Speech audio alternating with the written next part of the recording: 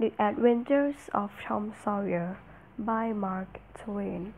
Longman Simplified English Series. Read by Orathai Sitthichan. Chapter 26. Lost in the Cave. Now to return to the share of Tom and Becky in the picnic. They danced along the passage with the rest of the children reciting the familiar wonders of the cave, such as Aladdin's palace and the castle hall. When the game of hide and seek began, Tom and Becky played until they lost interest in it. Then they wandered down winding passages, holding their candles up and reading the network of names, days, and others danced in candle smoke on a rocky walls. They went on and on, smoked their own names under an overhanging sheaf, and proceeded. Presently they came to a place where a little stream of water had, throughout the centuries, formed a filmy waterfall in sparkling stone. Tom placed his small body behind it to light it up for Becky, and found that it hid a sort of step, nature's stairway enclosed between narrow walls. At once the ambition to be discovered seized him. They made a small mark for future guide, and would this way and that find down into the depths of the cave. In one place they found a wide hall, from the roof of which hung a great number of shining with pillars of stone. After wondering and admiring, they left it by one of the numerous passages that opened into it. This soon brought them to a lovely spring, the basins of which seemed to be decorated with sparkling diamonds. It was in the midst of a cave, where great columns rose from the floor to meet those from the roof. Some had already joined. The children marveled at these results of caselets, water drip, of marble of centuries under the roof. Birds had packed themselves together, thousands in a bunch, and they come flowing down in hundreds, dashing furiously at the candles. Tom seized Becky's hand and hurried her into the first passage they came to, and by turning into every new passage they at last got rid of the troublesome creatures. Then Tom found an underground tank which drifted away until its cap was lost into the shadows. He wanted to explore its borders, but decided that it would be best to sit down and rest for a time. Now, for the first time, the stillness of the place laid a stamp and cold hand upon the minds of the children. "I wonder how long we've been down here, Tom," said Becky. "We better go back." "Yes, I think we better." "Can you find the way, Tom?" "It's all mixed up to me." "I think I can find it by the bus. If they put out both our candles, we'll be in an awful difficulty. Let's try some other way." They started off along a passage, looking at each new opening to see if there was anything familiar about it. But they were all stank. "Oh, Tom, never mind the bus," said Becky at last. "Let's go back that way. We seem to get worse and worse all the time." Tom stopped. "Listen," said he. The silence was too deep that even their own breathing seemed loud. Tom shouted. The shout went echoing down the empty avenues, and died out in the distance in a faint sound that was just like monkey laughter.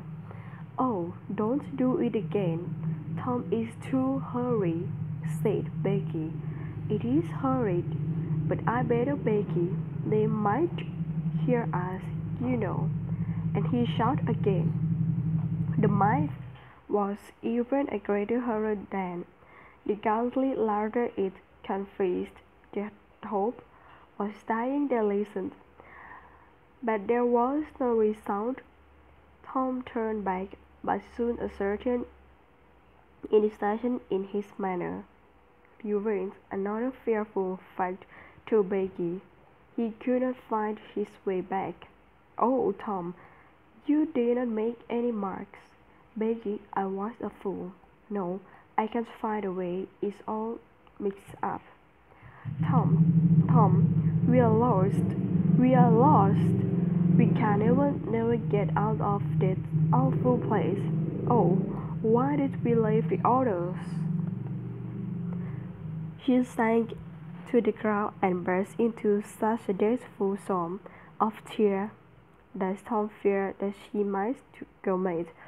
When her weeping became a little less violent, he begged her not to give up hope. Then he began blaming himself. She told him not to talk like that again, for she was as much to blame as he was, she said. So they moved on aimlessly for a day. Good was to keep moving. After a time, Tom took Becky's candle and blew it out. Words were not needed. She knew that Tom had a whole candle and 3 or 4 pieces in his pocket, yet he must use as little as possible. Then the children began to feel weary, but they tried to pay no attention. Moving was less progress and might have a good result, but to sit down was to invite certain death. At last Becky's weak limbs refused to carry her any farther. They sat down. They talked of home, of the friends there, and above all, of the sunlight. Weariness weighed so heavily on Becky that she fell asleep, and Tom was grateful. He sat lost in thought of happier times. When Becky woke up, she gave a gay laugh, but she stopped it suddenly, and a groan followed. "Oh, how could I sleep? I wish I had never woke." "No, no, Tom, I don't look so. I won't say that again." They rose and wandered along, hand in hand and hopeless. A long time after this, Tom said that they must go quietly and listen for dripping water, because they must find a spring. They found one, and Tom said that they must rest again. Both were carried tired, yet Becky felt that she could go on a little farther. She was surprised to hear Tom disagree. Nothing was said to some time. Then Becky broke in silence. "Tom, I am so hungry." Tom took a big cake from his pocket and divided it, and Becky ate it with appetite. Tom pretended to eat his share.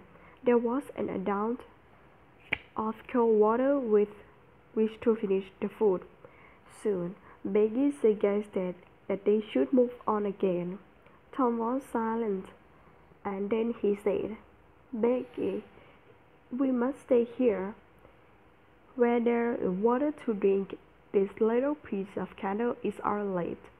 Becky cried again. At length she said, "Tom."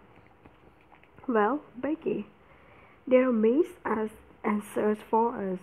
Perhaps they are searching for us now." "Why, of course they are. When would they miss us, Tom? When they got back to the boat, I suppose. Tom, it might have been like that. Would they notice that we hadn't come? I don't know anywhere. Your mother would miss you as soon as they all got home. A frightened look in Becky's face made Tom remember. She was not to have gone home that night. The Sunday morning might be half spent before Mrs. Thatcher discovered that Becky was not at Mrs. Harper's.